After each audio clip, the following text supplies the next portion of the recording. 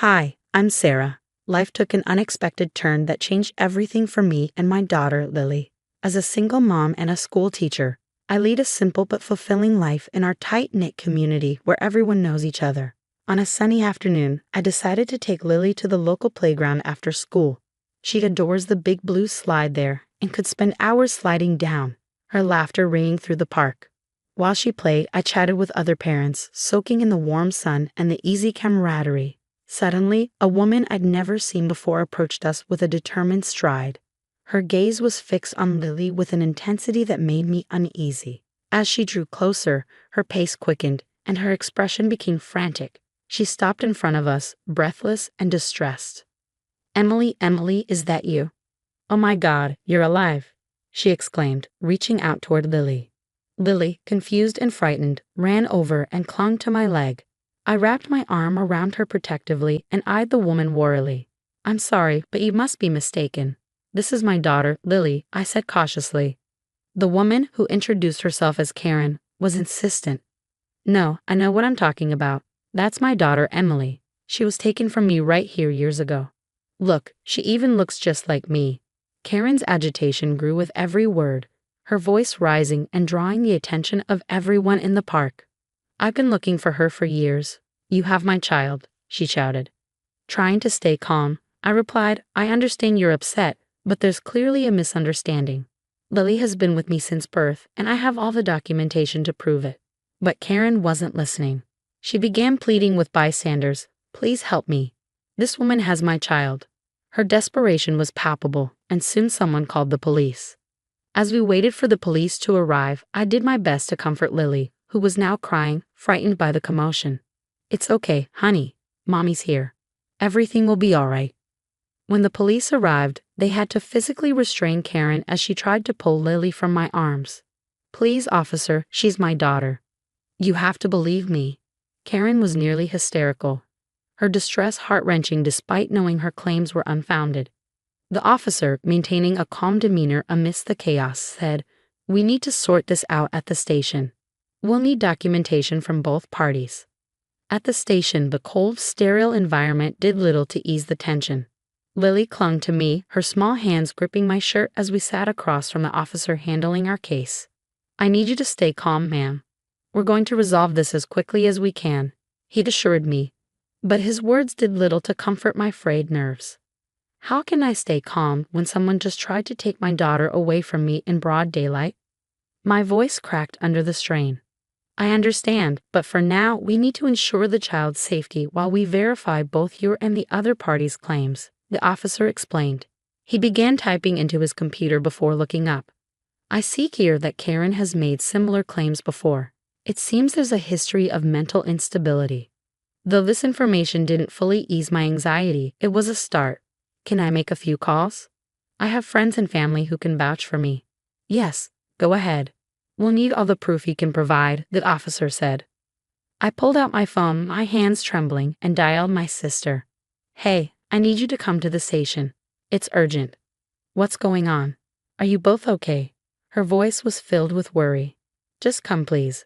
Bring the photo albums, the birth certificate, anything you can find.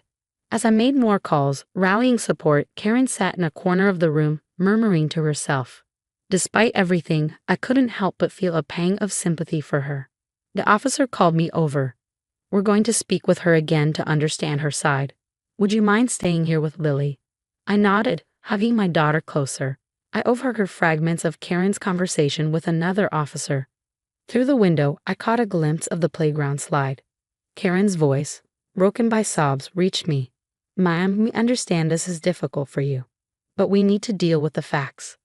The officer noted, there have been similar incidents reported by you. Can you explain that?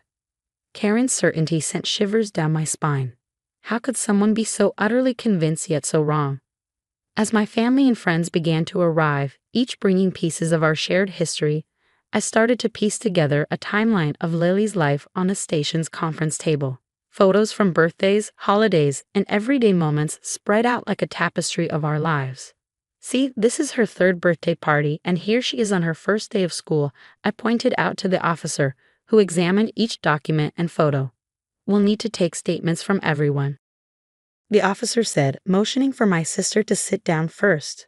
As the hours passed, the stack of evidence grew, each piece reinforcing the truth of Lily's identity and my role as her mother. Yet the fear of what might happen if that wasn't enough lingered in the back of my mind. The station buzzed with activity as my lawyer arrived, folders in hand and a look of determination on his face. Sarah, I think there's more to this than just mistaken identity. I've been digging, and it seems Karen's ex-husband, Mike, might be involved. Involved? How? I asked, my exhaustion momentarily forgotten. Well, it looks like he's been in a bitter custody battle with Karen over their other children. I think he's using her condition to manipulate situations like this to get back at her. That's monstrous. Using his own children and ex-wife's illness like that? I couldn't hide my disgust. Exactly. I think if we can get him to admit it, we can clear this up much faster and help Karen too. What do you suggest? Let's set a trap. We'll pretend you're willing to negotiate some kind of settlement and get him to talk about why he's doing this. We'll record it. Is that legal? With consent in one party states yes. I'll handle the details. Just follow my lead. We arrange a call with Mike, using the pretext of wanting to avoid further distress for both families. Mike agreed, perhaps eager to manipulate the situation to his advantage. So Sarah, I hear you want to settle this without more fuss. Smart move. Mike's voice oozed Fox concern through the speaker. Yes, I just want what's best for everyone involved. Tell me, Mike, why do you think Karen is so convinced my daughter is hers? I asked, playing into his narrative. Let's just say sometimes people see what they want to see, especially if they're nudged in the right direction, he replied with a smugness that made my skin crawl. Nudge how exactly? Well, if someone were to show her pictures, tell her stories that align with her delusions, it's not hard to see how she might come to believe it, especially if it helps me in the custody battle. His admission was cold and calculated. My lawyer signaled to me, his phone recording every word.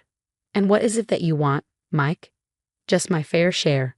And if using Karen's instability helps me get that, then so be it. The call ended, and my lawyer wasted no time presenting the recording to the police. They acted swiftly. Mike was arrested, and the evidence of his manipulation led to a re-evaluation of Karen's mental health treatment. In the aftermath, Karen, now understanding the truth, withdrew her claim. She was visibly shaken by the revelation of being used as a pawn in her ex-husband's vendetta. I had no idea. I'm so sorry, Sarah. I never wanted to hurt anyone, especially not a child, she said, her words sincere and filled with remorse. I know, Karen. I hope you get the help you need. I replied softly, my anger replaced by a sense of pity and relief. With Mike in custody and Karen starting proper treatment, I hugged Lily, feeling the weight of the world lift off my shoulders. This ordeal was over, but the journey to healing was just beginning for all of us. Back at home, the warmth of our living room felt like a sanctuary after the storm we had weathered. Lily played on the floor, her giggles soothing my frayed nerves. The doorbell rang, and when I opened it, I found neighbors offering small gestures of support, casseroles, cookies, and even drawings from other children for Lily. Sarah, we just wanted to say how much we admire how you handle everything. If there's anything you need, just say the word. Mrs. Thompson from next door said, her eyes kind. Thank you, everyone. I can't tell you how much your support means to us. It's been tough, but I've been thinking about how we can prevent such things from happening again. I said, feeling a mixture of relief and resolve.